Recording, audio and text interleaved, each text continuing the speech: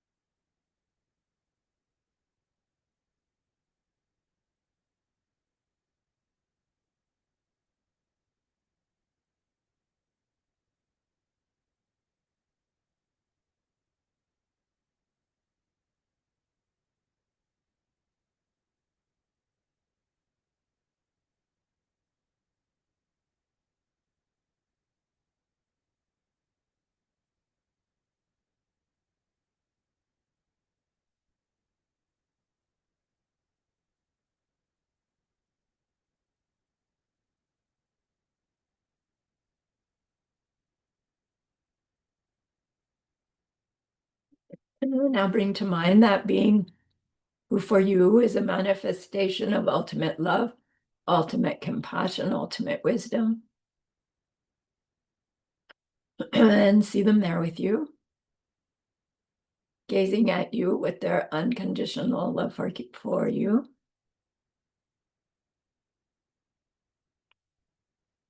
Smiling at you with their holy great compassion. Their wisdom radiating from them.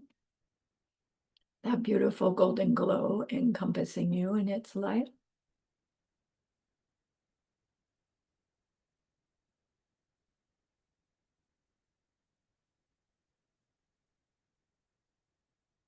And then we hear them say, bring to mind someone you know who's hurting in some way.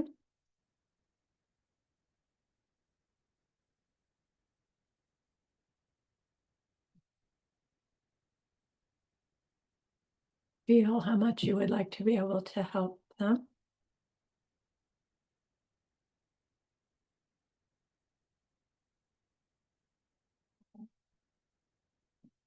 Recognize how the worldly ways we try fall short.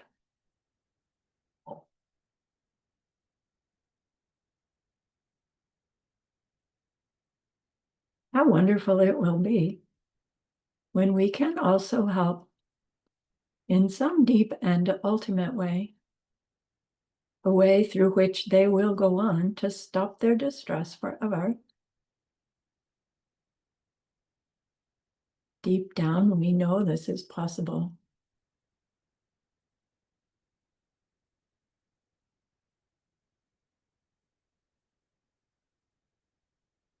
Studying the marriage of karma and emptiness, we glimpse how it's possible.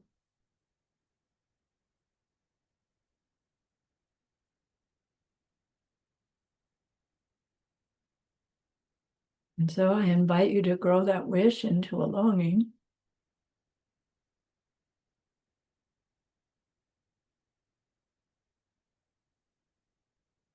And that longing into an intention.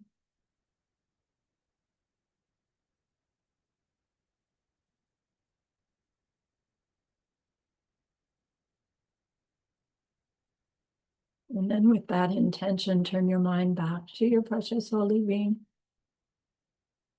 We know that they know what we need to know, what we need to learn yet, what we need to do yet, to become one who can help this other in this deep and ultimate way. And so we ask them, please, please teach us that.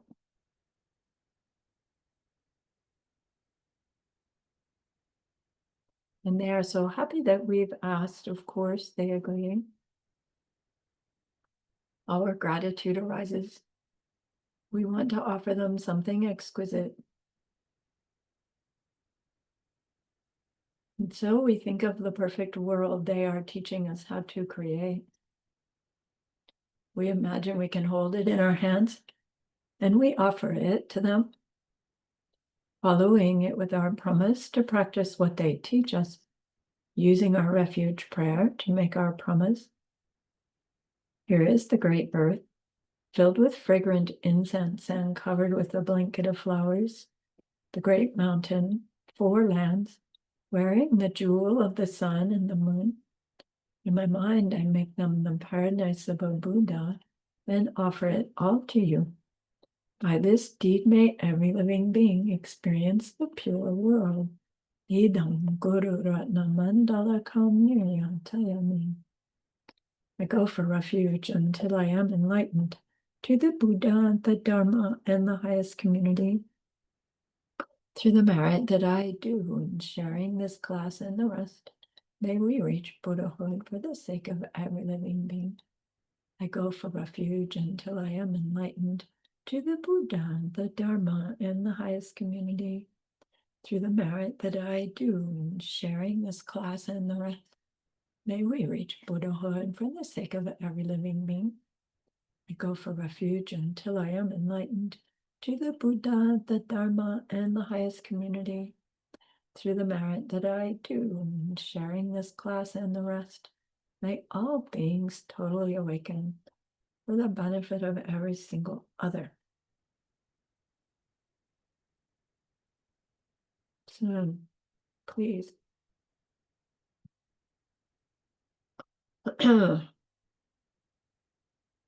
So this class is from the first chapter of our root text, the chapter called the benefits of the wish for enlightenment. Our root text is Arya Nagarjuna's root text on wisdom, right? No, you're saying there's no such root text on wisdom? No, I didn't say that. Oh, so there's some different root text that we're studying. Julia did it first. You said yes, you get to tell us. What root text are we studying? Guide to the Bodhisattva's way of life. And the author is the Master Shantideva, and his date is around 700 AD. Yeah, perfect. He was a Tibetan, right? No, correct. Wrong. He was not Tibetan. Indian, North Indian, as I understand it correctly. Sweet. And, probably we could pick up that root text in the original Sanskrit and just read it and understand every word of it, right? I can't. Maybe you can, but I sure can't. And even when we have a beautiful English translation, I read it and I think I know what it's talking about. But then we have commentaries that we use that if we read the commentary and the root text, it's like, wow, I wouldn't have thought of it like that. But maybe we also go, but I thought of it like this. And that's a little different than the commentator, and that's fine, right? We check and compare, and that's how we contemplate and meditate. So we have the commentary by, I'm blanking out. Kyaljub J or Gyaltsub J? Gyaltsub J Dharma Rinchen, right? Jetson Kappa's right-hand man. And then we have those 10 chapters, which you know those. So this chapter is on the benefits of the wish for enlightenment.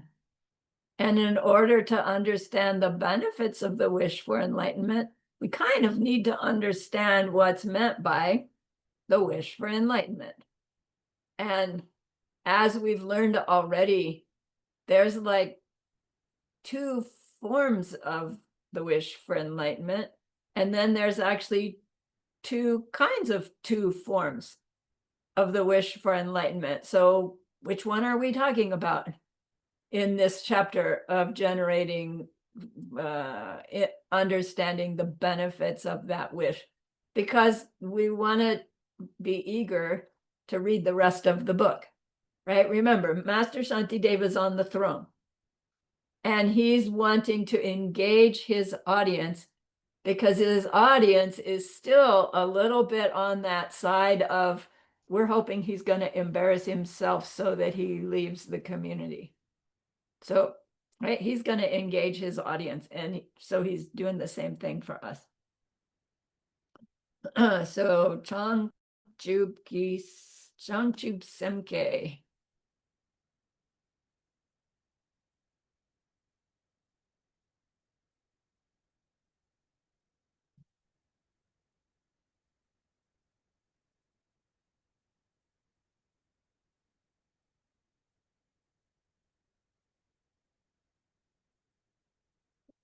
Okay, here we are. The term in Sanskrit for the wish for enlightenment, Olga, is bodhicitta. And bodhicitta has been translated by the Tibetans into Changchub Semki, which actually isn't like word for word bodhicitta, but is the meaning bodhicitta. And we learned that in previous courses. Bodhi is the word for enlightenment. Chitta is the word for the like mind movement, not just mind, but mind movement, chitta. And here the mind movement is this wish to develop. So the bodhicitta word is referring to this wish to develop enlightenment. The Tibetans use the word Changchub Semke. Ke means like birth, to give birth to. Changchub Sem is this, the Sem here is the mind that wants to do something, like the wishing to grow something. And Changchub is that word for the enlightenment that this mind is wishing to give birth to. So Changchub Semke is the wish for enlightenment. But now, in order to understand that, we need to ask, well, what do they mean by enlightenment? Because we may think we know, and I still may think I know. And every time I learn study here, it's like, oh, hadn't thought of it that way. So still more to understand about what we mean by this term enlightenment.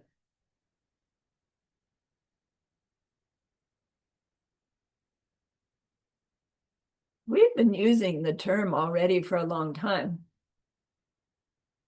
You know, bodhicitta, I'm trying to grow my bodhicitta. I'm doing the dishes with bodhicitta. So it's kind of fun to go back and explore it again under the guidance of Master Shantideva, who, you know, he didn't know anything. All he did was eat and sleep and poop. Maybe I have the wrong idea about this guy. So we have the bodhicitta that is, I really do want to become a Buddha for the sake of all sentient beings. We say it in words, like it's what I'm trying to help us grow our longing for and our intention to get at the beginning of class. That bodhicitta is called wishing bodhicitta, or the bodhicitta in the form of a prayer. It's great to say it, and it's great to even mean it when we say it. But that's not the bodhicitta that we're talking about when we're exploring the benefits of bodhicitta. So in order to understand what real bodhicitta is, Geshe-la taught this class about the 5 paths of our transformation from suffering being to fully enlightened being. And we know those 5 paths, but we get to hear them again. The 5 paths are called the Lam Na. Na is the number 5. Lam means path. But remember what path means. We think path, right? Here you are at this street corner, and you want to get over to the church over there, and you need to go here, here, here, here, here, here, here. You'd follow the path to get to the place that you want to go. And it is true. There is that kind of component. We're changing, we're moving from one understanding to another. But the path doesn't really mean that there are these 5 different maps. And first we go on this one, and then we go on that one, and we eventually end up at our Buddha paradise.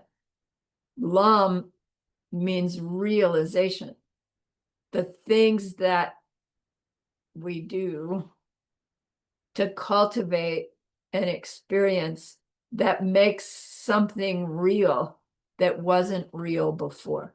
Something that we maybe had heard about, but hadn't experienced ourselves, something we were interested in, something we wished would come about, but we hadn't actually done it, right? I like my riding the bicycle example. Until we get on the bike and ride it, we don't really know what it's like to ride a bike. So we're talking about real bodhicitta, like we're talking about really knowing what it's like to ride a bike. And that's what's meant by alam, something becoming real. Now we do, follow a path to get a realization. But technically, you don't have to go anywhere.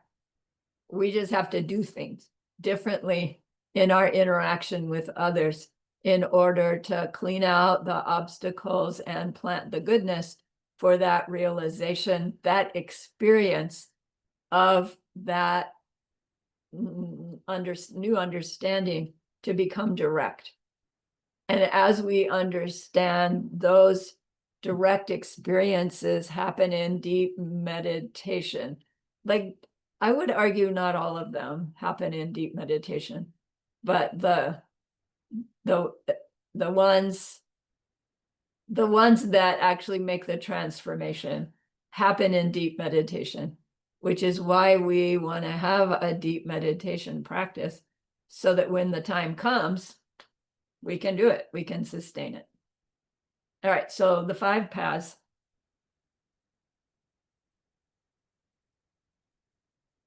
Spiritual levels of development that we will reach on our way to total enlightenment.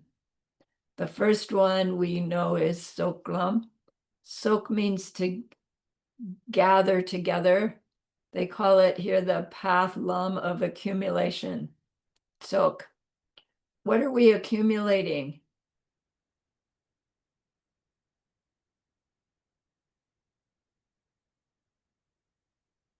We're studying emptiness and accumulating all kinds of knowledge, right?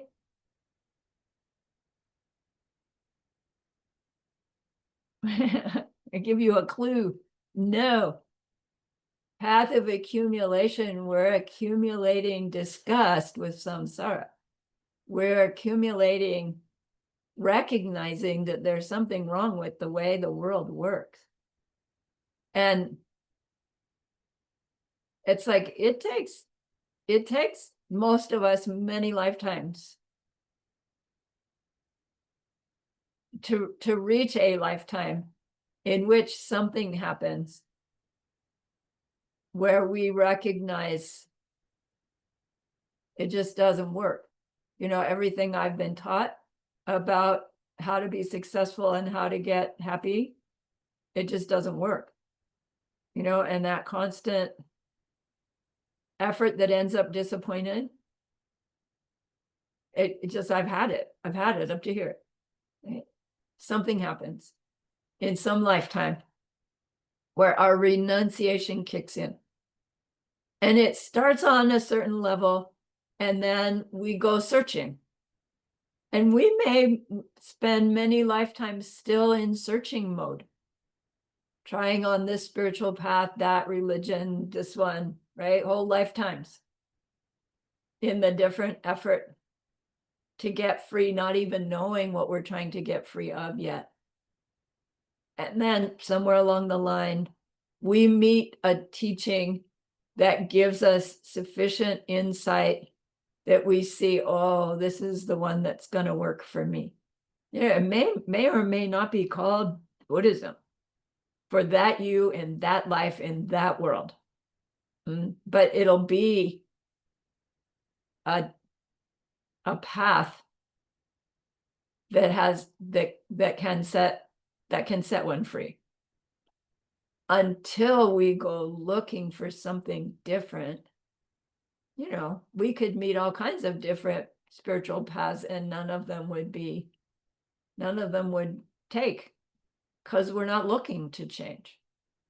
So we tend to think, oh, you know, I'm already on my path of preparation. And yes, we are. And it doesn't mean we've left our path of accumulation behind.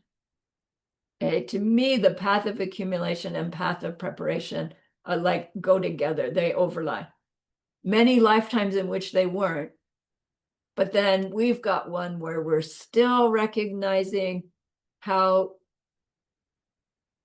samsaric life fails us and everybody else. So we're still growing our renunciation. And we've met a teaching where it's like, whoa, this one seems to have the answers. I'm going to check it out more. I'm going to study. I'm going to try to follow its guidelines. I'm going to check them all out.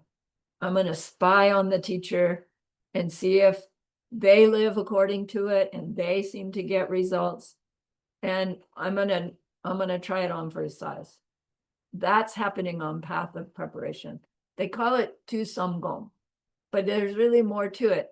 Tu Samgom is hours and hours of class time, right? You guys are chalking them up. Hours and hours of thinking about what you learned in class and what you're reading, doing your homework, and hours of meditation, which is different than just thinking about, right? It's thinking, coming to conclusion, trying to hold it. And then actually service, right? Service to others, service to the Lama, to the teacher. The service that makes the goodness, that makes our Tu Samgom efforts be useful. So that's all happening on our path of preparation. We're preparing to have that experience that moves us from path of preparation onto path of habituation.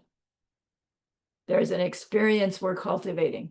We know, Tongwang, the path of seeing, which will be a ripening result of extraordinary goodnesses that have all come together into this new experience,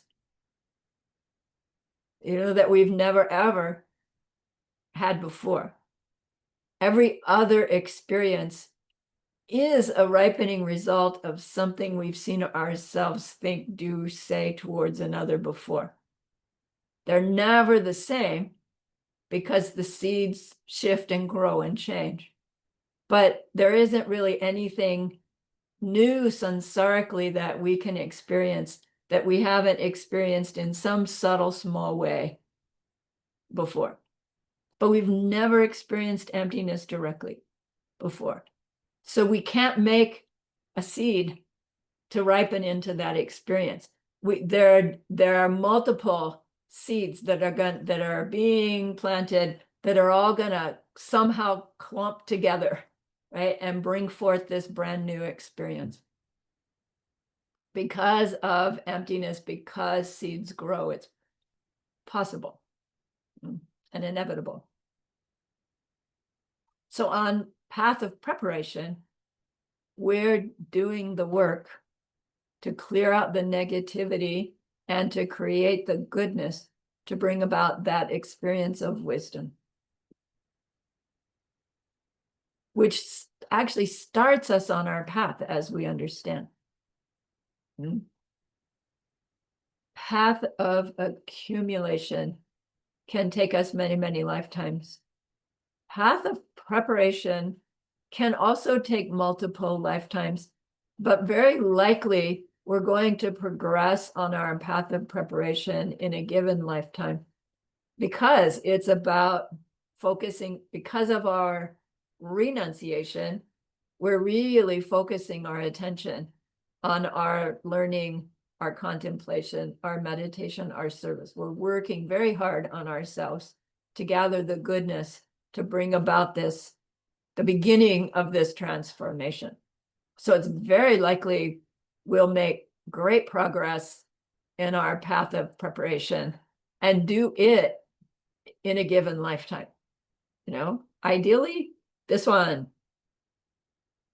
And that's our goal, of course, is to use our path of preparation well. We are learning intellectually about why things in our ordinary world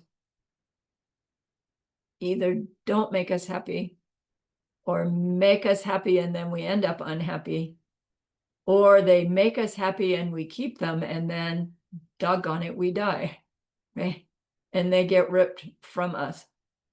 Our path of preparation, we're learning more deeply about the explanation of how that process is perpetuated, is brought about and perpetuated.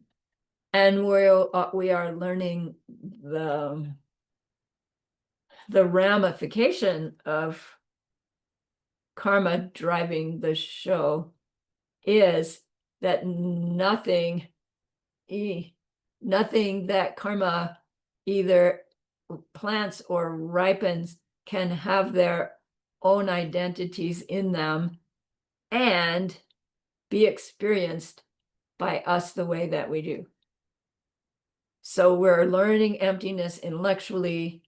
We're learning about karma and seeds really experientially. We're learning intellectually, but also experientially.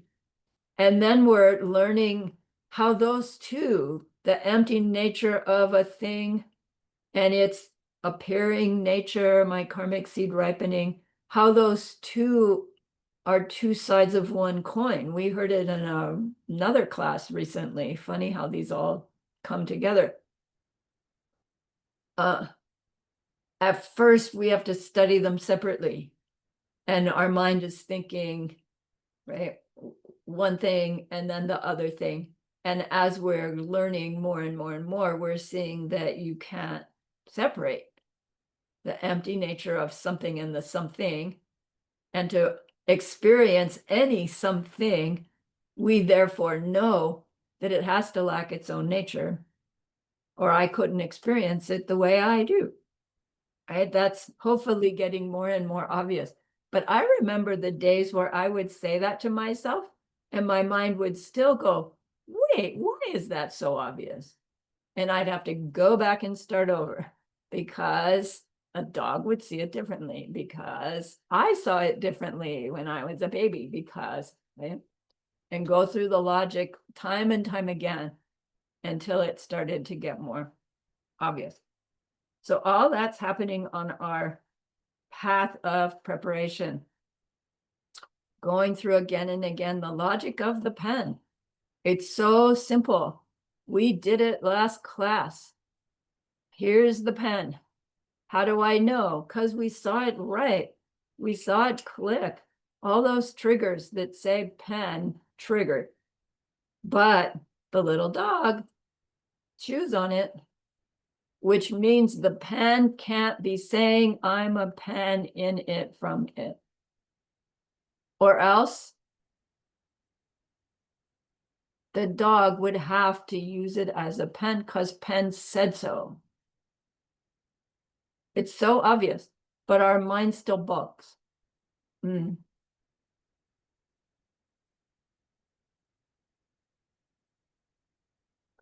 Learn your own explanation of the pen so that you can use it against the angry boss, against the traffic jam, against any experience we are having that challenges our ability to respond, act with kindness.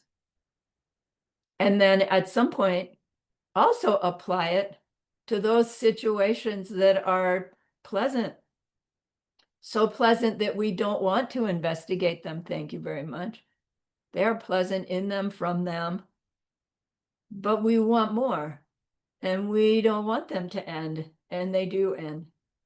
So again, learn your own tool for being able to reveal to yourself, this pleasantness, because it's result of my past kindness. I want to share it with somebody, anybody. Who can I share it with? You know, even the fly. You always have your holy being nearby. Offer it.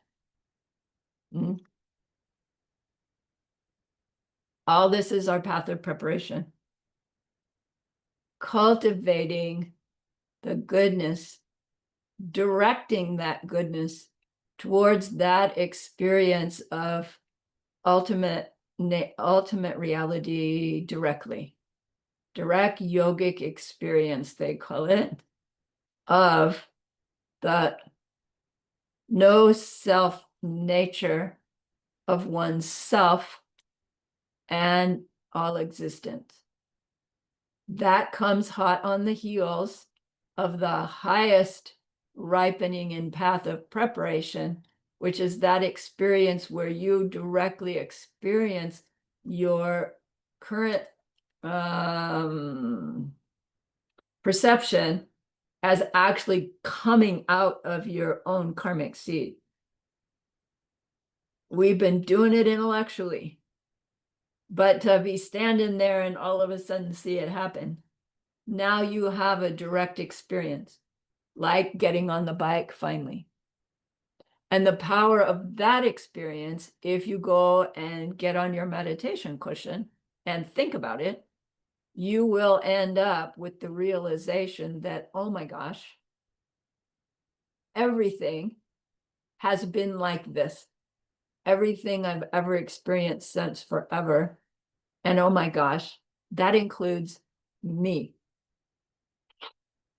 And into the direct perception of your own emptiness you go. And, no words can explain, because any words that are explaining are not ultimate reality. They are appearing reality. So somehow our mind ripens an experience of absence of my own self-existence. You can't even explain it. And yet we can, when we're out of it, recognize that we had that experience. And it was I want to say a valid experience, because you weren't high or on drugs or so sick when you had the experience, right? Anyway, you come out and you know what you just did. That Tonglam, path of seeing, as we know, you don't know how long it lasts, because you have no awareness of yourself doing anything while you're there. But when you come out, says those who have experienced it, it's only been 15, 20 minutes.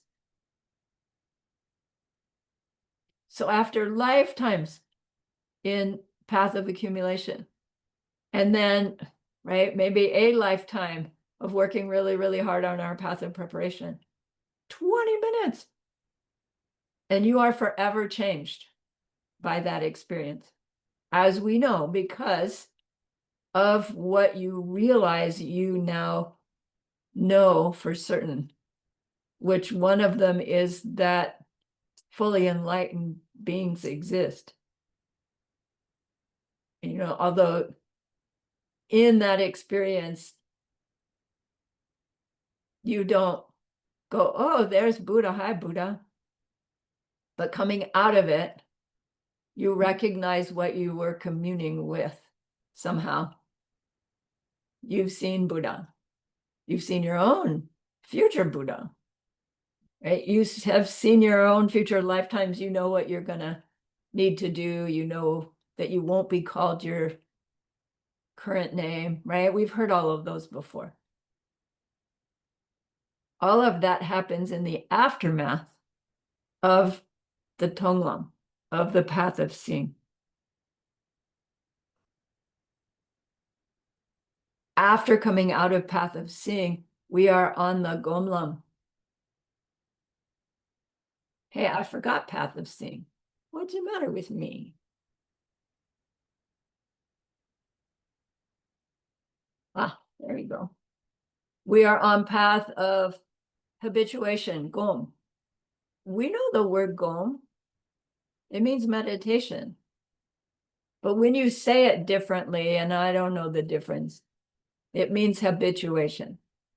I like that though, because to meditate on something means to get so used to it that it will imbue you and then color our behavior choices. That's the idea of meditating deeply on something.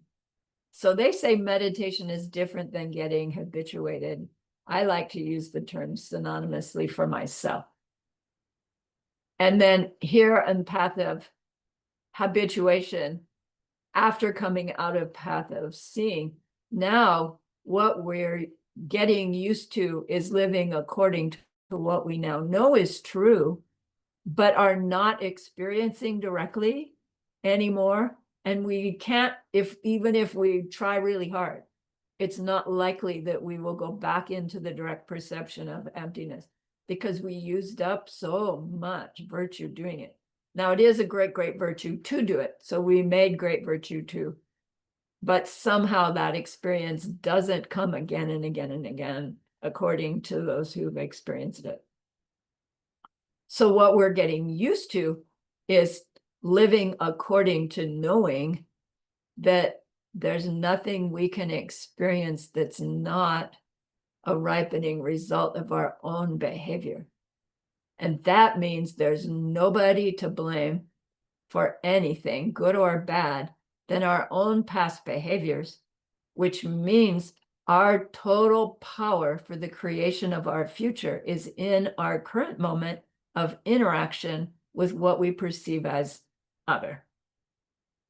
And from that state, you live life knowing that all that ugliness that still comes up is being burnt off, and how you respond to it is creating your new.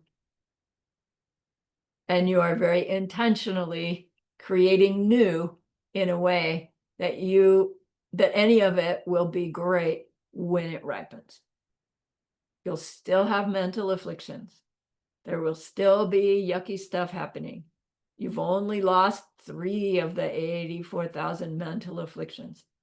But now you know all the rest are a mistake. You know they are a mistake. You're living in the illusion, they call it.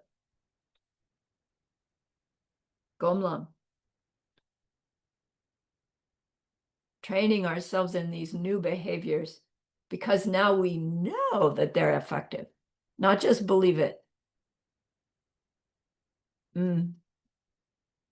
Typically, Gomlam lasts 7 lifetimes, they say, which, average lifespan, 70, 80, 90 years, you're talking 500 years.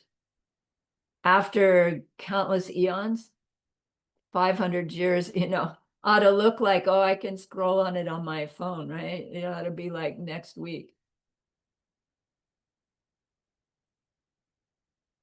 Faster if you take on Diamond Way. And then it moves us along that conveyor belt to Mi Lo Blam. Milo means no more learning, path of no more learning. It's the way they describe reaching the final result, the ultimate goal. If your path of seeing was, no, let me take that back. If our Miloblam, if our reaching our final goal was achieved with bodhicitta, then what we have achieved at Miloblam is our total Buddhahood. If our Miloblam is reached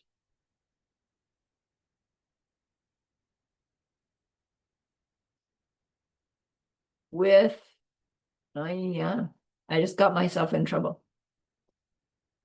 Rewind. If we reach our Miloblam with a mind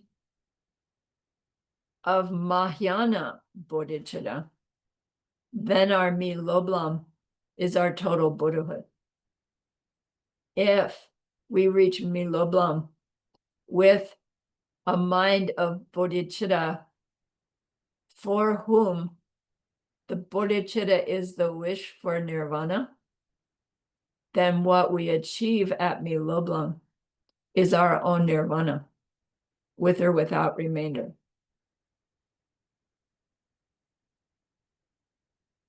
So that's why we're looking at these 5 paths to understand better what we mean by the wish for enlightenment. Because there is, the term enlightenment is used by someone whose goal is nirvana, who believes their highest achievement possible is reaching freedom from their own mental afflictions. And they don't see, they see that everybody can reach that same state. But they don't see that reaching Buddhahood is something that they are personally capable of. Like, we are so steeped in our wish to reach total enlightenment, meaning Buddhahood, that it's hard to even comprehend that there could be people that could meet the Dharma and practice, with the extraordinary power and still believe that nirvana is the highest achievement. But recognize it's coming out of seeds. If that's what our seeds were, that's what we believe too. And that would be our goal. And we'd be doing similar practices, similar things, but with the ideal being my nirvana, reaching my nirvana. So to understand what we mean by bodhicitta is pretty critical. Because if we have we would call a lesser bodhicitta in mind, all of our movement along these 5 paths will lead us to nirvana. And sooner or later, a Buddha will come to us. What class was that we were hearing? Will come to us and say, come on, nirvana is great, but there's still suffering in the world. You can do something about it. How do we know? Because you stopped yours, so they can all stop theirs. Get out there, teach them how to do it. Leave your nirvana. Do you lose your nirvana? No, of course not. But it would mean going back into a samsaric world and growing our compassion and helping beings. Right? And so we see where there's that Dharma rumor, oh, Bodhisattvas stay in samsara. They deny their nirvana to stay in samsara. No, they don't deny it. They probably reach it. But that's not their end goal. So they stay amongst suffering beings in order to help them. Okay. So we're making the case for the word bodhicitta in the mind of enlightenment, we're making the case that we need to be clear in how we use that word. And so a distinction can be made between the term bodhicitta and the term Mahayana bodhicitta. The Mahayana bodhicitta would imply that what we mean by bodhicitta is wanting to reach my total Buddhahood, not simply wanting to reach my nirvana. Because the Mahayana is the greater vehicle, and the greater vehicle means I'm taking this on for everybody, not just myself. So what's the difference between enlightenment and total enlightenment then? If by enlightenment we mean nirvana, and total enlightenment we mean Buddhahood, what's the difference between you, a nirvana being, and you, a Buddha being? Nirvana is total peace of mind no matter what's happening. Aware of everything there, karmic seeds ripening. But are they perceiving emptiness directly? No. No. It takes omniscience to be perceiving appearing reality and ultimate reality simultaneously. That's what it is to be omniscient. A nirvana mind, free of all mental afflictions, is not free of the obstacles to omniscience. They are still stuck in perceiving appearing things and knowing their emptiness, but not able to directly perceive the emptiness simultaneous with the appearance. Right? We intellectually can't conceive of it, really. It's like, okay, that's what they mean by Buddhahood, but try to wrap our mind around it. How can you see the absence of self-nature as you're seeing the presence of an object, and the presence of the object in the way that it is for every being who's perceiving it? Right? So this idea, omniscience, they describe it. Oh, you perceive appearing reality and ultimate reality simultaneously, and it includes all three times and all levels of beings, and yourself as totally pure, and everything is totally pure, and you're perceiving how other beings are not perceiving themselves as totally pure, or maybe they are, and all of that, while you and your Buddha paradise emanating a mind of omniscience and aware of your emptiness and the emptiness of all things directly all the time. Buddha. That's pretty different than nirvana, which means it will be a ripening result of something different than what the ripening result nirvana came out of. And that difference is what we mean by Mahayana bodhicitta. So Mahayana bodhicitta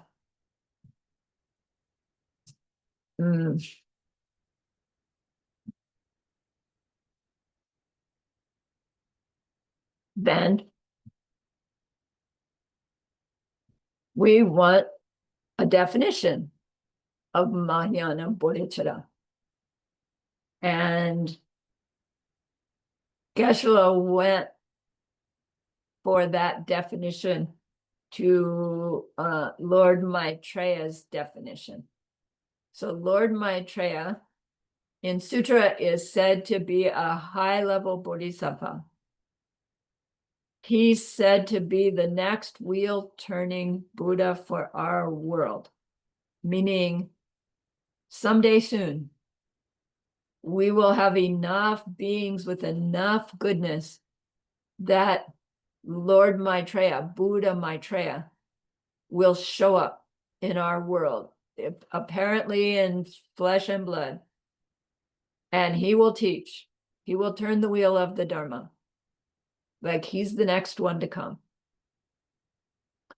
So if he's somewhere waiting for us to have enough goodness to get him to appear, like for us to ripen him, the way the people in 550 BC ripened Buddha Shakyamuni, then maybe he'd be a pretty good authority for what's meant by Mahayana Bodhicitta. And he gives us this definition. Semke pani shenden chir yang dak zokpe chang chum de. This has that prenasal inside here, the N. So please say Semke pani shenden chir yang dak zokpe chang chum de. Say it again for good luck. Semke pani shenden chir yang dak zokpe chang chum de. And one more time for really good luck. Semke pani shenden chir yang dak zokpe chang chum de. I've heard Geshe-la say, if there's only one thing that you can memorize in Tibetan, have it be this, because it's such a virtue to say it. And I don't have it in Sanskrit. Like my guest, Lord Maitreya, gave it to us in Sanskrit, which would also be a hugely good seeds to say it in Sanskrit and have it pop into your mind from time to time so that you hear yourself say it. Because here's what it means. Let's start from the back. The prenasal de means to want to reach it. Yang dak zokpe changchub. Changchub was the Buddha mind. We heard before the Buddha. Yang dak zokpe is the total enlightenment. Yang dak zokpe somehow is the total. So this one is wanting to reach total enlightenment. First part, Semke pani shenden chir. Shenden chir means for the sake of all beings. ALL beings. Not leaving a single one out. Semke pani. Semke is this mind that wants to give birth to. The whole phrase, Semke pani, means the wish for enlightenment. It means the bodhicitta. So we were calling bodhicitta Changchu before. Here they're using Semke pani as this wish for enlightenment for the benefit of all beings, for total enlightenment, the wish to reach it. I wish to reach it. So Geshe-la translates the whole thing as the wish to reach total enlightenment for the sake of all sentient beings is what Mahayana Bodhicitta means. The wish to reach total enlightenment for the sake of all sentient beings. It needs those two parts, not just I want to be a Buddha. And not just, I want to help all sentient beings, but both of those together. I want to reach total Buddhahood so that I can help all sentient beings. In order to help all sentient beings, I need to be a totally enlightened being. So I want to be a totally enlightened being so that I can help all sentient beings. We need the all sentient beings' wish in order for our enlightenment to become total. If we leave any being out of our all sentient beings, our enlightenment won't be total. If we leave them all out, our enlightenment is not total, it's nirvana. Will we reach nirvana when we are total Buddhas? Of course. We will have a mind free of mental afflictions, probably well before we reach total Buddhahood. But it will see it as okay, I'm well on my way. A side effect of our progress. Samke pani shendin shir, yong dak zokpe, chung jub de. I want to reach my total Buddhahood in order to benefit all sentient beings. Now that, we can have that in the form of the words rattling around in us, and it's like, wow, that will be so nice. That's also not the bodhicitta that we're talking about when we're talking about the benefits of bodhicitta. That's what the actual bodhicitta is built upon. Because without that wish, nothing we do will be planted in such a way that they could ripen into the experience that is bodhicitta. So there's some experience that we're needing to cultivate and ripen that is what we mean by the Mahayana bodhicitta, that is what we're talking about, that has these benefits that I haven't even told you the benefits yet, because we need to understand this thing first.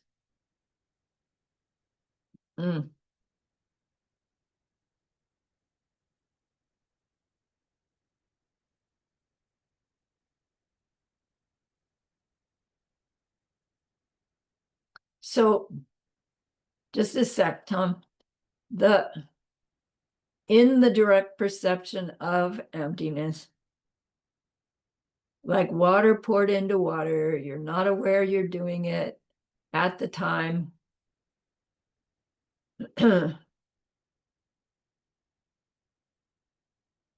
That's your actual bodhicitta.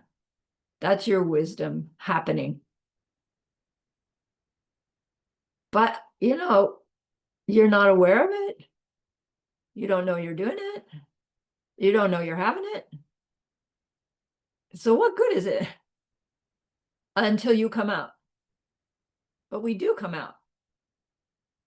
And then because we went into that experience with our mind imbued with our Semke Pani Shendin Chir Yang Dak Zokpe Changchum Du, when we come out of that experience, our interpretation, our understanding of that experience is also colored by our bodhicitta.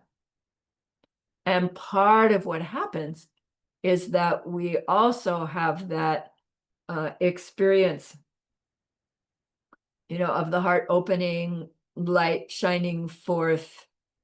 Geshe-la always describes where you see the face of every existing being and you love them and you pledge that you're coming to help them. We've heard that story lots and lots of times. So that is also a ripening result of all the goodness that we gathered, colored by the wishing for enlightenment mind, that is now ripening into an actual experience called an experience of bodhicitta. You can't say it's the same experience as your direct perception, because your direct perception is an absence and this experience is a presence. But they're both contributing to the wisdom, the perfection of wisdom that we now have, that we call bodhicitta. Right? So to have our deeds actually imbued with bodhicitta. We need to have had these two direct experiences, the direct experience of ultimate reality and this direct experience of the appearing bodhicitta, seeing the face of all beings. And then it only has to happen once. Hopefully it's going to happen many more times than that in our career. But with one time, we are so forever changed, as we know, that we are on that conveyor belt to Buddhahood, because we went into it with that powerful wish to use everything that we do to bring ourselves to the point where we could be the one that help everybody stop all their suffering. So in our Namshak Yeshe, which is during the deep perception of emptiness, we have that no awareness, no appearing awareness. And to reach that, we need to be able to sustain a platform of meditation that's withdrawn enough from our ordinary perceived being that we can sustain that depth of wisdom for the 20 minutes necessary. We gather the goodness to be able to sustain that intensive meditation for 20 minutes by training ourselves daily in a meditation practice that's 1 or 2 hours long. Just like an athlete or a performer trains harder and many more hours in what they're training than in their performance. But then in the performance, they're sustaining 100%. Whereas in training, it's up and down and up and down and up and down. So it's the same with meditation. Our everyday meditation, we plod along and plod along. It's all planting seeds to gather this goodness that when the time comes that we see the seeds ripen and we run and jump on our meditation cushion, we can sustain the depth of meditation to have that direct perception of emptiness. Because if we don't, the likelihood of those seeds just suddenly ripening, being able to sustain that meditation is probably not so great. We'd be distracted by the garbage guy, Whereas if we've got this gathered goodness from many hours of trying on our meditation cushion, it doesn't matter if bombs go off around you. Your concentration will be so deep going into that Namshak Yeshe. It's like Namshak is a really hard wisdom. Then you come out. The seeds for that wear out. And you come out into what's called the aftermath wisdom, Jetop Yeshe, we know that.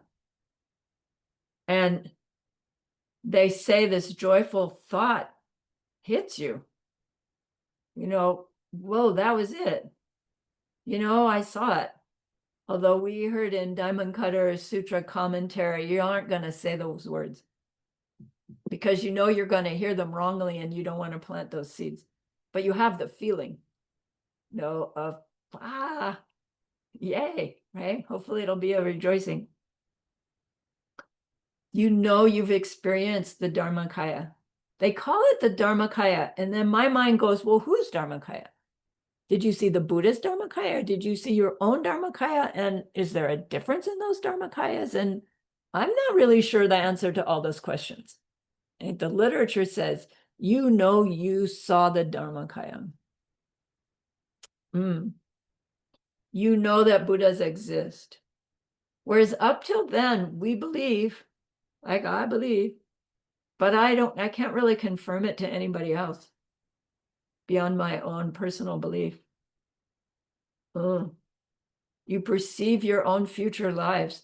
Also, we've proven to ourselves, maybe we've had some kind of experience that shows us past or future lives. I mean, I haven't. I still think, well, maybe I just made those up, you know? So I don't even trust my own direct experience of past life. But apparently, one of the things coming out of your direct perception is like, no doubt about it. You're like you've witnessed your mind stream as this ongoing thing, not this life, then that life, then that life, but this consistency between lives.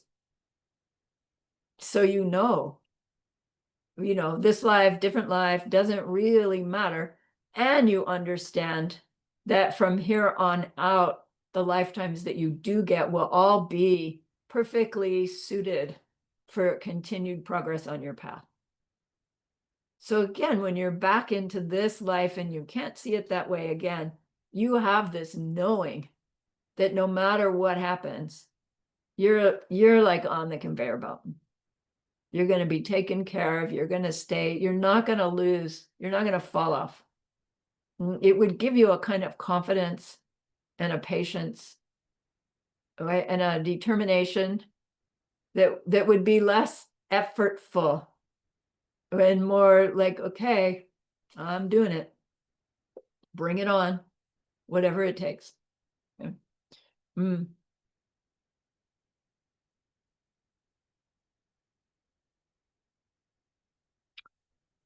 You know what you experienced was true, and so you lose all doubt in your path, which is it's a big thing.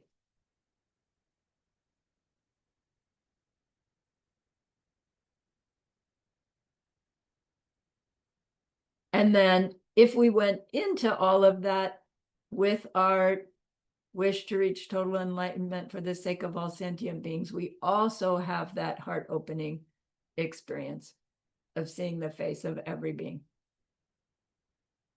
in Jtopyashe.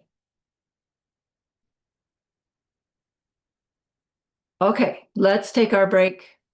Tom, you had your question. If you still have it, I'm gonna leave the recording on. Is that all right with you?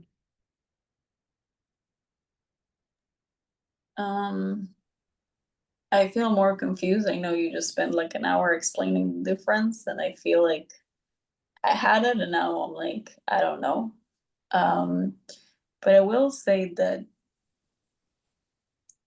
a little bit of my confusion always feel like nirvana, at least from the yogi side, because I understand that, in Buddhism, you might have like different perspective, but I feel like from the way I've always viewed it is that me reaching nirvana will be rippling and affecting everyone around me. So it is for everyone, and it will be useful for everyone. And then we always pray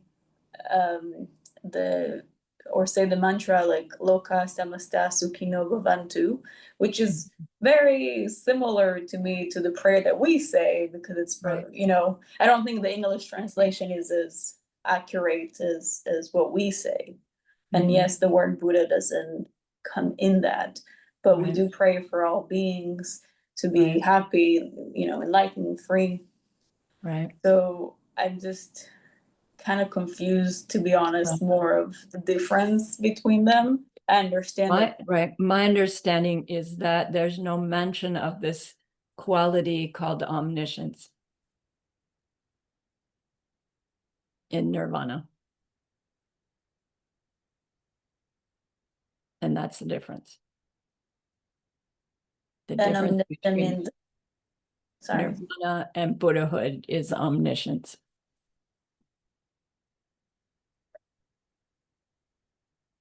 I mean, I understand it's missing that word. To me, I always felt like that's what samadhi is, or nirvana is. Omniscience? Yeah. Yeah, I think it's something to explore. Okay. of But- what is meant by nirvana by that tradition. Yeah, I'm Maybe feeling they are the same. maybe because if I'm thinking about again our moral and behavior, I'm like it should be the same. I feel like it should bring us to those qualities, right? No, okay. You know, it's like, is there in that tradition this deep understanding of there's nothing I can experience other than the ripening of my own past behavior results? Or is there still a reality where there are existing beings that are I mean- independent of my projections? I mean, maybe I'm not knowledgeable enough or, you know, understanding enough of it. I don't know. I wouldn't, you know, I don't know enough, but this is how I've always perceived it. And like to me, it felt parallel. Like I was like, I don't really That's great then. see the different to the nuances, but I feel like I'm missing something because I'm not seeing like I don't want to miss the thing, if you know what I mean. Yeah. So now I'm confused. That's probably good. So Okay. keep looking. Okay. I was also thinking about it, if I may add something. Mm-hmm.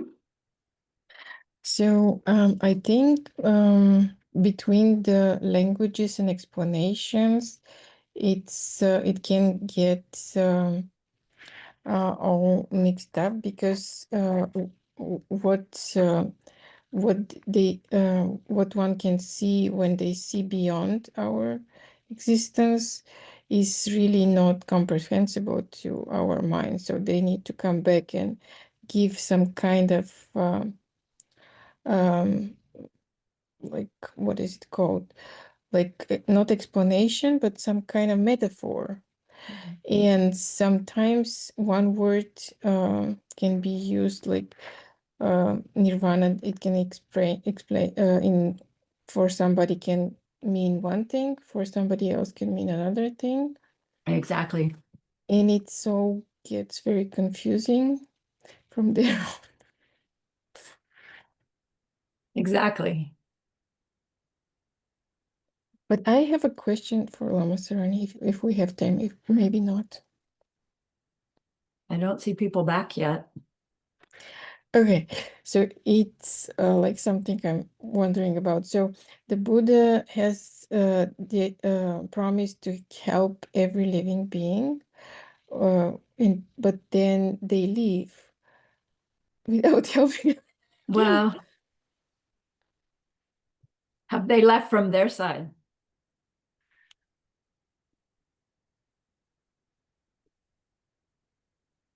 I don't know, but we have another Buddha and another Buddha and another Buddha. So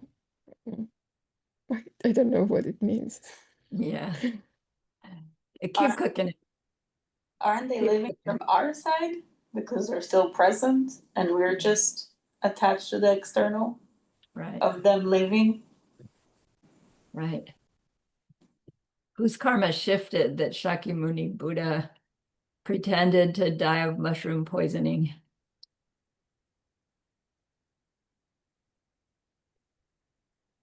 His karma? Yeah, but I haven't heard any explanations about it. So they have predictions that this will happen. They have it's it, it Do you remember when we were doing the thing about the eons? Mhm. When Buddhas show up in the world and when they don't show up in the world, and it has to do with the level of goodness of the population and whether they're in a rising level of goodness or a falling level of goodness and how much Mhm. they're questioning their reality. And okay, so somehow how I'm perceiving my world determines whether there's a sufficient merit ripening in the minds of sufficient people for me to be reading a news feed that says, wow, Lord Maitreya, has shown up in New Mexico giving teachings. Like, sustained by the population who perceives them. So then could some people perceive Lord Maitreya and other people perceive an imposter and other people perceive nothing at all? Sure. Yes, of course. But isn't that relative?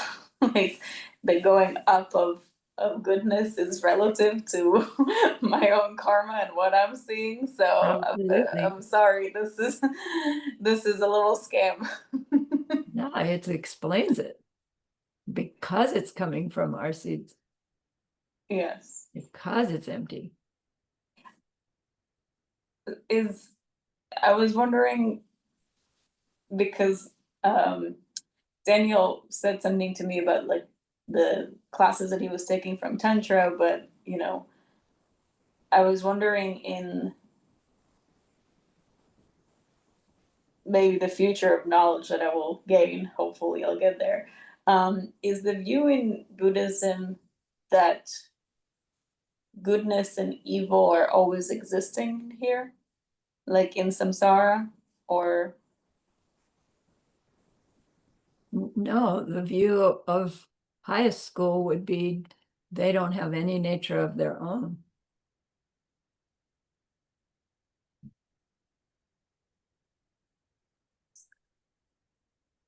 okay?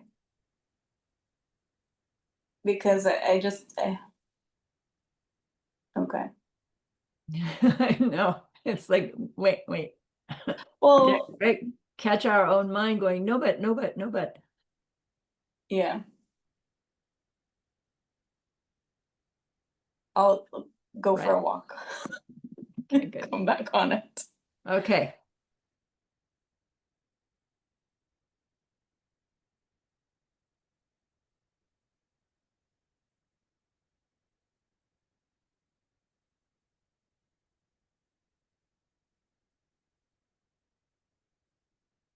I'm trying to find my notes here.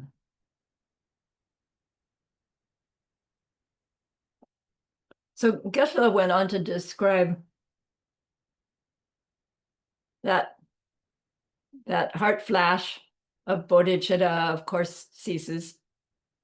And then the fallout of that experience is apparently the purification of all the negativities that could have sent us to a lower realm rebirth.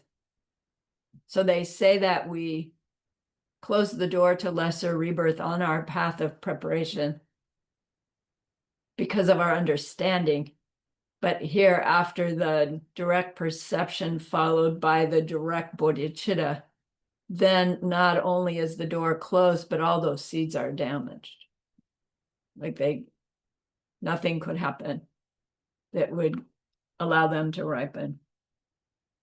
And he says, no matter what happens, your future is going to be still going on your path, your stream enterer, and that you have an intense urge to show others this path as well. And this intense urge to protect the books because they hold the clues to the wisdom. And you have this extraordinary feeling, they call it bliss, to know that you will reach your full enlightenment and you will manifest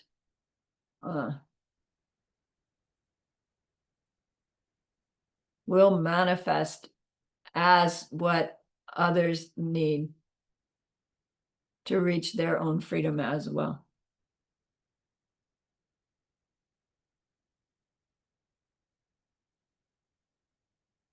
So this is the bodhicitta. This is the bodhicitta that is what has the actual benefits that I'm getting to. It's the bodhicitta that is the direct perception of emptiness. And the bodhicitta, which is the heart opening experience of seeing the face of all beings and knowing you are the one who will help them. Those are the two real bodhicittas. And one is an experience of an absence, and one is an experience of a presence. And they don't happen together at the same time. Although the heart opening one is also empty of self-existence. It's those two versions of bodhicitta is what we mean by having real bodhicitta.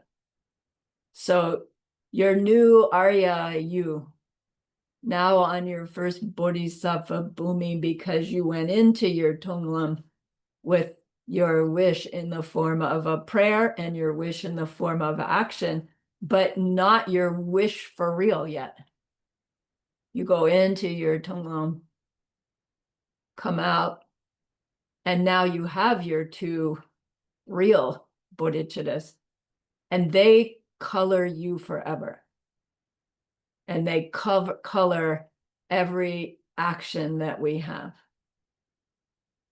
And that's our gomlam, our path of habituation, is learning how to live according to that understanding.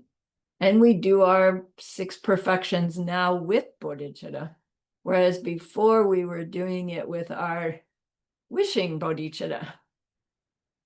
Right? So we have these 2 levels of bodhicitta. The pretend one, let's call it, and the actual, from the actual experience. And then the pretend one also has 2 versions, called the munsem and the juksem. So the munsem, mun means prayer. Munlam means the path of prayer, the realization of prayer. Munsem means the mind of the prayer. I want to reach total Buddhahood for the sake of all sentient beings. When we say that, and we intellectually are cranking what we mean by that, Geshe-la says it's like we are in the planning stage of a great vacation.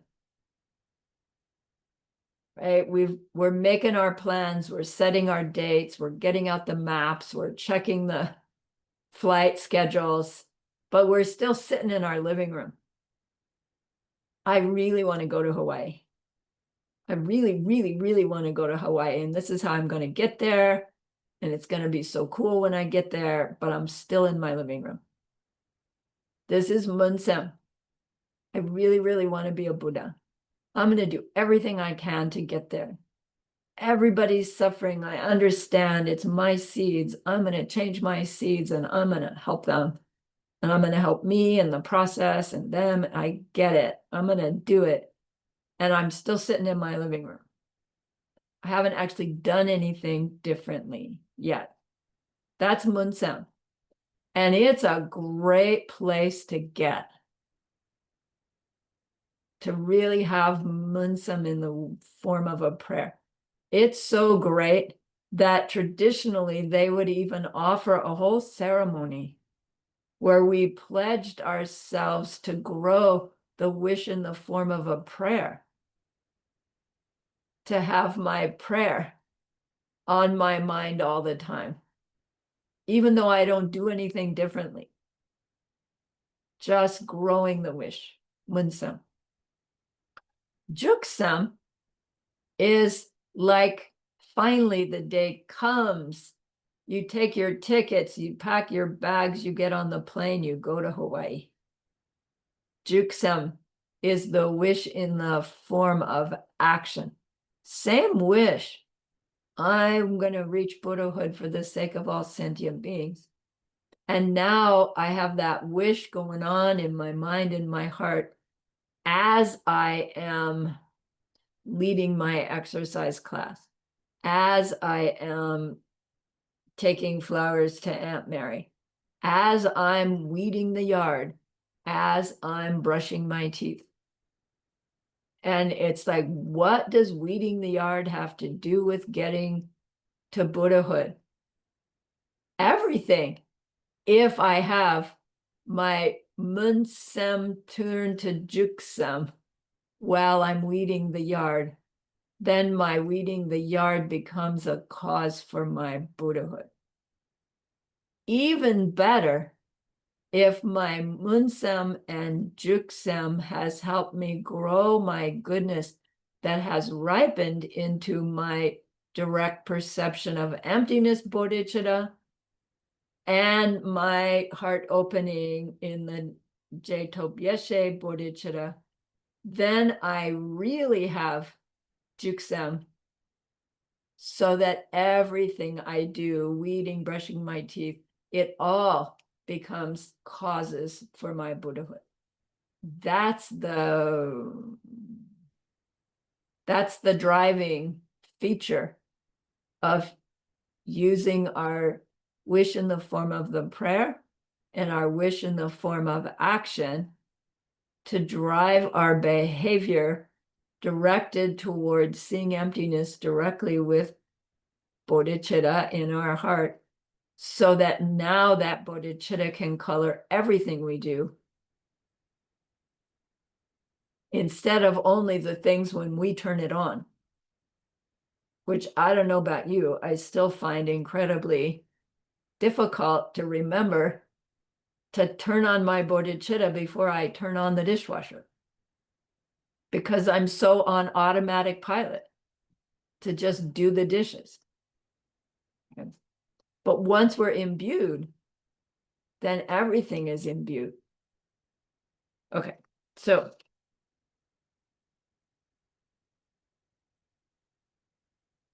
how does it work? There's an effect on our mind stream of reaching those two bodhicittas, the direct absence, and then the direct heart-opening presence. Before we have those, the forces in our mind from the belief in a me that exists independent of my projected results, and others that exist somehow separate than my projected results, those beliefs, I lost my train of thought. The forces from those mistaken beliefs create the results where everything will change. Bad things we want to change, thank you very much. Good things we don't want to change. We want to keep them. Bad things get worse. Good things get worse. Bad things get better. Good things get better. All seemingly out of our control. And that out of our control is this constant insecurity, or like it's a constant level of distress that we don't know what's going to happen next. And then in the end, it's all ripped from us anyway. But what goes on is all the things that we perceived ourselves thinking, saying, doing to get what we wanted, to avoid what we didn't want. The things go away, but the karma stays. Those same forces that drive that process are the forces that drive Buddha you and Buddha paradise emanating, all the while experiencing ultimate reality and appearing reality simultaneously, thereby knowing what every being needs to give up and take up in order to reach that same state.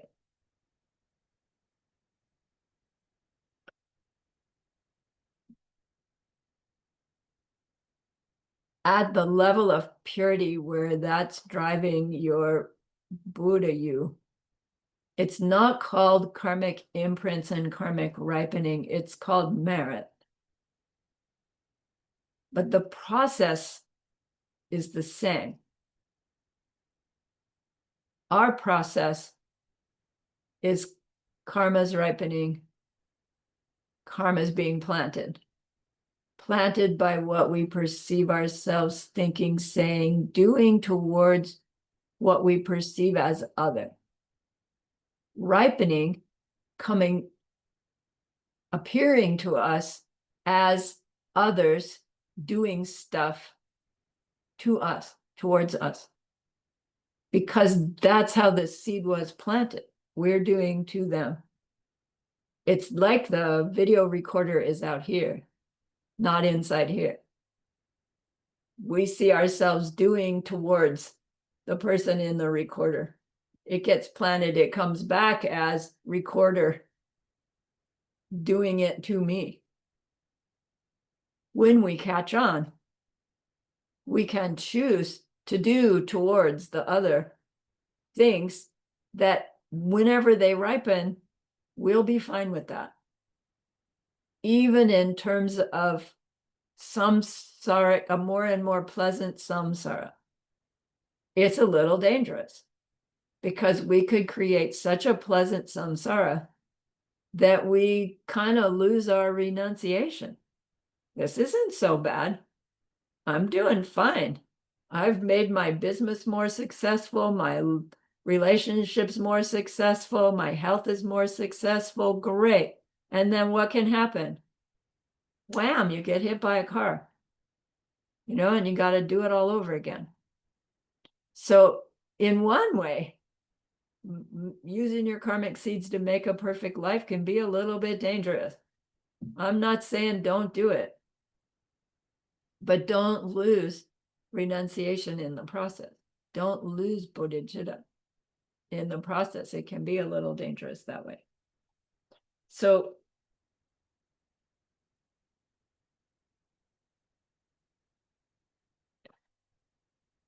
our bottom line is we want to learn to we want to train ourselves to be able to choose to respond to our day-to-day experiences in ways that will make the imprints that will flower into a future that helps us on our path, that keeps us on our path. It can be a beautiful path, a path where all our needs are met. We have the resources to help others. We have the wisdom to help others. We have the heart to help others. Those will come out of seeds that we plant, of just trying to help others. All right.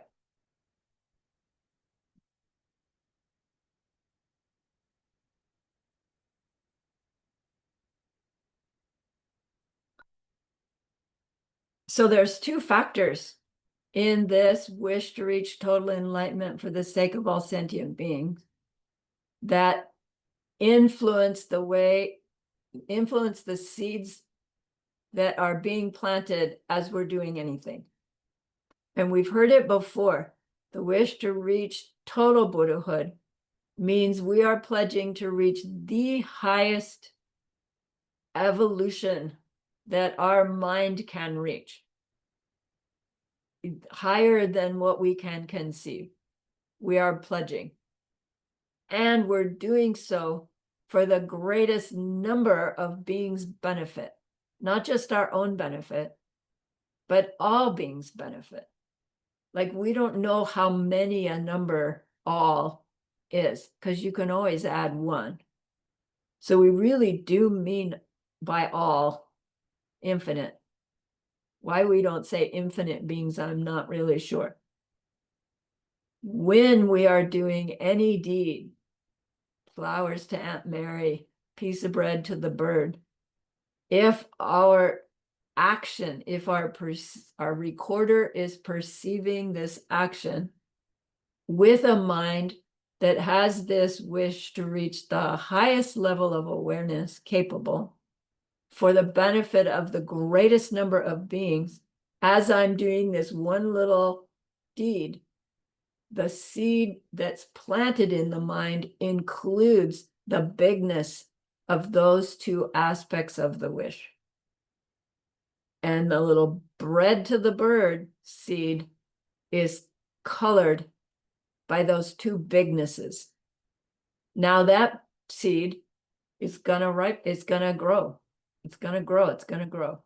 It's gonna be a bit detracted from every time we do something without that big wish, but it's so big, like really so big.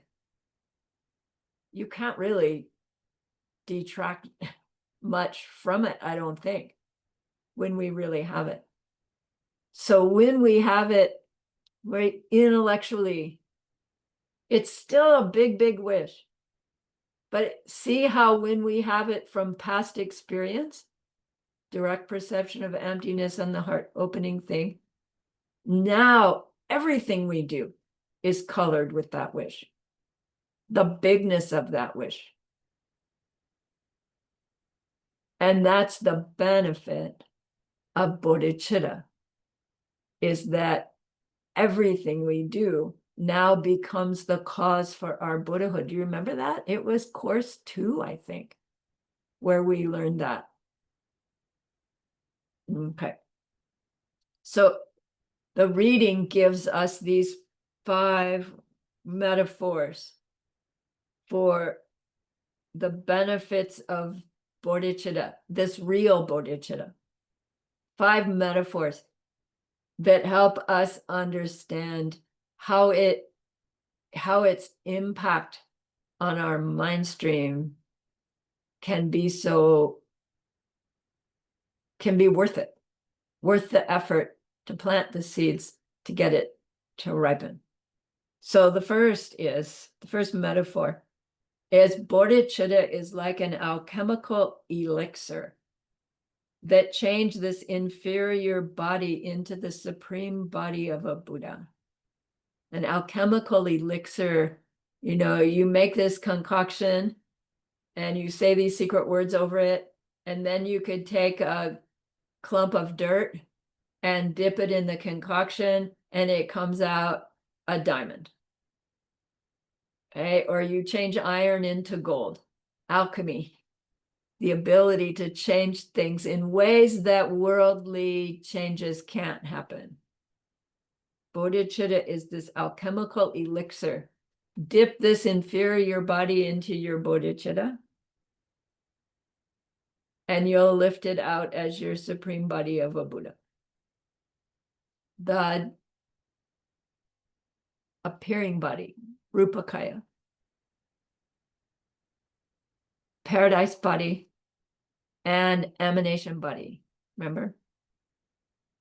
Second metaphor. Bodhicitta is like a precious jewel, so difficult to find and able to clear away the poverty of all living kind.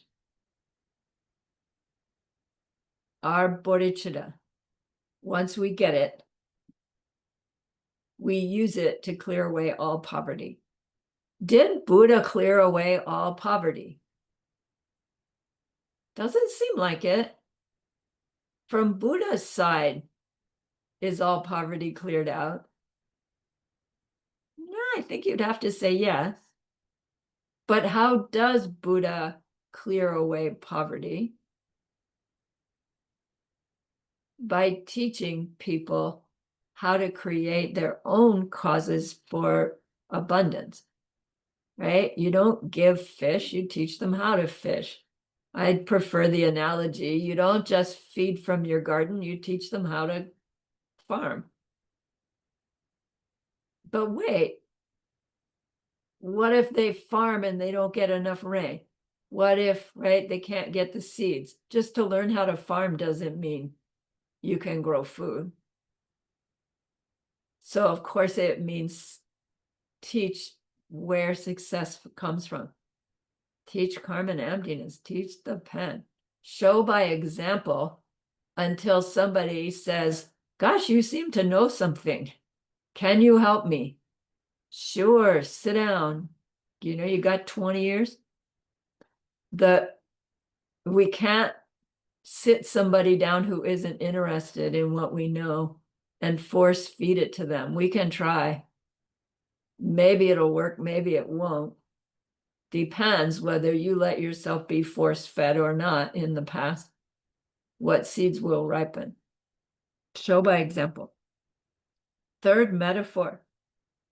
Bodhicitta is like an evergreen tree, which doesn't die after bearing fruit, but like a plantain tree does, banana tree, but continually grows and bears more fruit. So deeds done with bodhicitta beget more bodhicitta, which begets more bodhicitta. Right? Our bodhicitta grows. Fourth, it's like a great warrior who is able to protect us from fear and danger. And again, it's like, wait a minute, even Buddha couldn't protect his people from fear and danger. How can a great warrior protect me? My bodhicitta is my own warrior. How does it protect me? Because it protects me from acting in a way that will perpetuate my own suffering. It's not fighting some outer enemy or stopping the speeding bullet. It's helping me in my response, my reaction and response to my situation. Bodhicitta colors our mind with our wish to reach total enlightenment for the sake of all sentient beings. It means I understand so perfectly that nothing has its own nature and everything is a ripening result of my past deeds, that every deed I do, I want to be somehow helpful for somebody else so that I can be ultimately helpful. That's the great warrior. Fifth, it's like the fire at the end of an eon. It's able to burn away all our bad deeds without difficulty.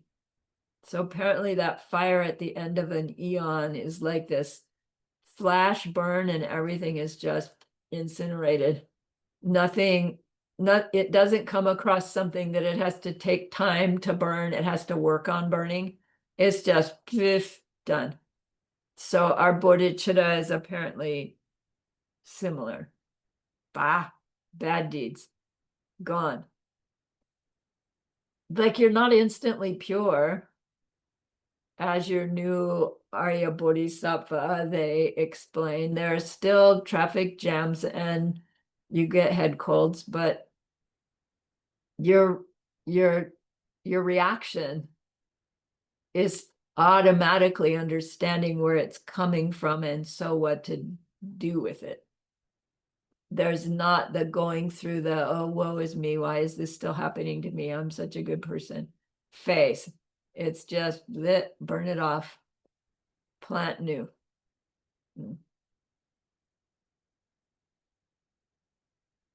How does it do it? Because we've made these two huge determinations. I determined to be a Buddha. So clarify what you mean by becoming your Buddha you. We can't get it right. But try, and keep pushing yourself. No, this or something better. And I only want that state of my own total bliss, wisdom, so that I can teach everybody how to do it themselves. And then my emanations are going to be whatever will help them get there.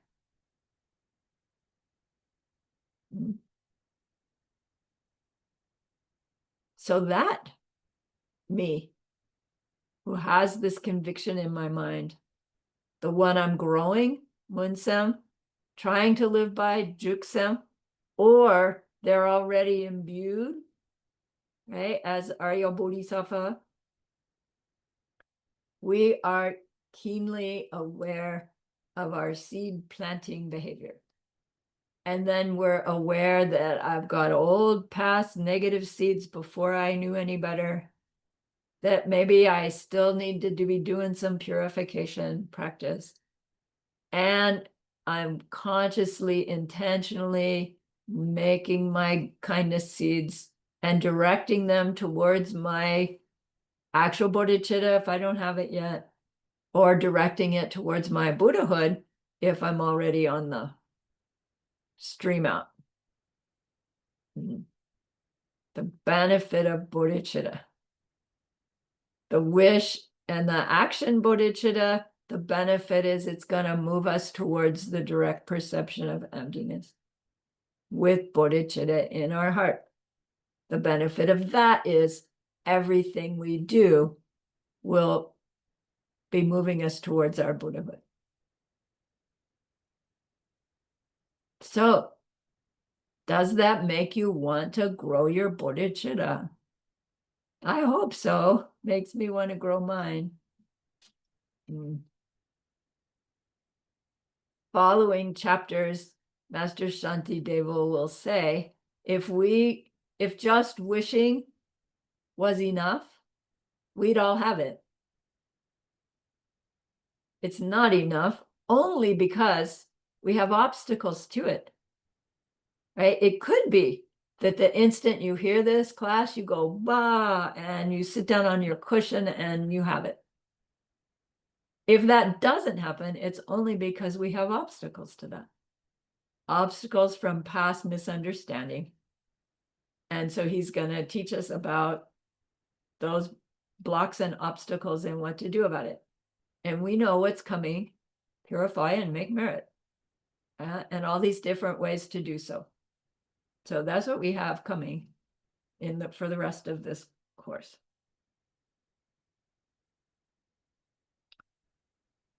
As we are doing our deeds with bodhicitta, is anybody who's watching you gonna know you're doing them?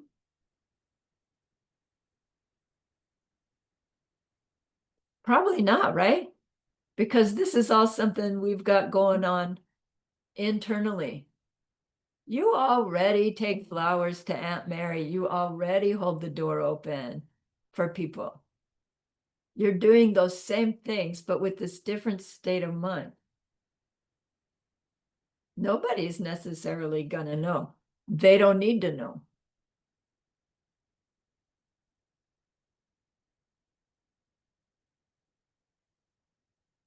Geshe-la said, maybe we even get to the point where,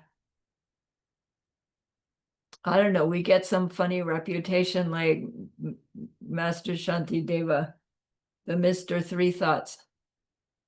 I don't quite see how that could be because your prayer and the wish of action has you out amongst people.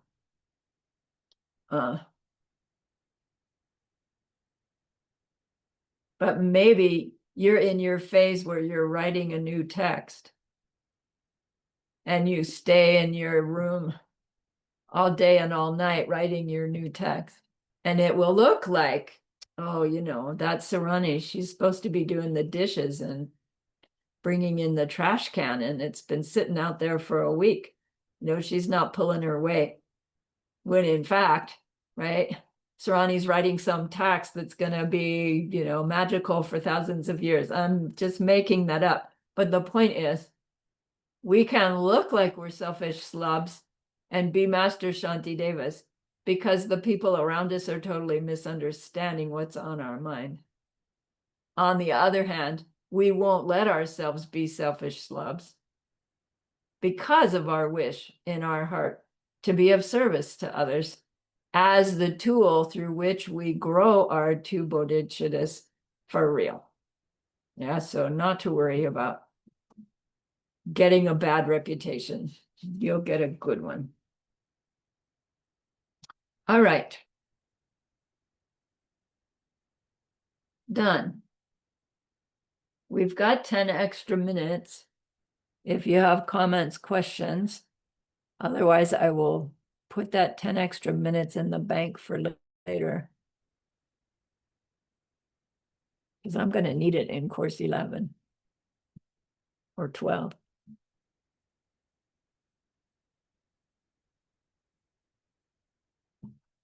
Going once, going twice, going 3 times. Okay, so remember that being we wanted to be able to help. We have learned a lot that we will use sooner or later to help them in that deep and ultimate way. And that's a great, great goodness. So please be happy with yourself.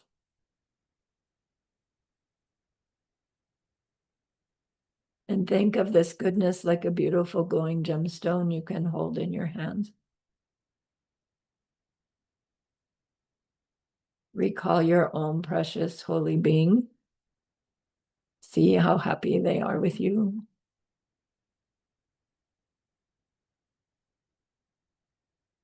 Feel your gratitude to them, your reliance upon them.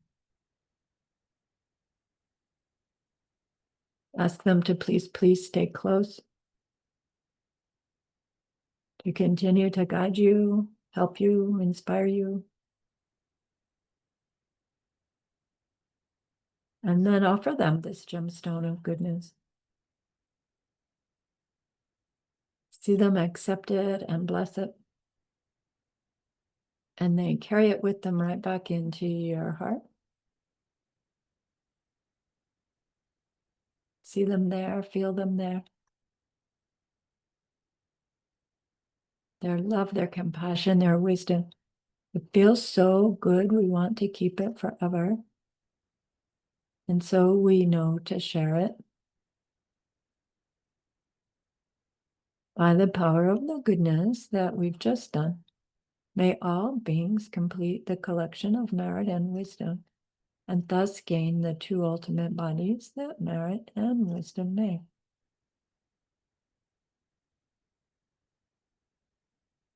So use those 3 long exhales to share this goodness with that one person.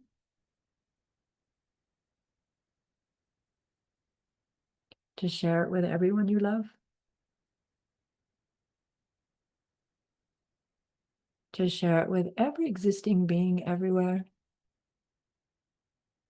See them all filled with happiness, filled with loving kindness.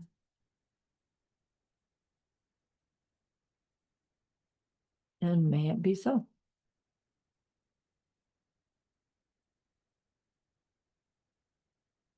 Okay. Thank you very much again for the opportunity.